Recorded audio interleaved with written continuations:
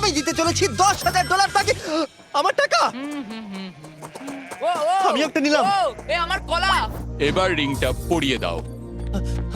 এটার জন্য ক্ষমা করো, এটা দিয়ে কিনে নিও। ও ও এই মুভিটা কিন্তু সত্যি খুব ভালো, আমি দেখতে। ও মাই গড, ও এটার জন্য ক্ষমা করো। এই শোনো শোনো ধরো এটা। ওকে, ও কোথায় গেল? ওই ও, দিকে। ওদিকে, ঠিক আছে। দাও। আরে হেল্প করার জন্য কিছু তো দাও। আমার টাকা ফেরত দাও।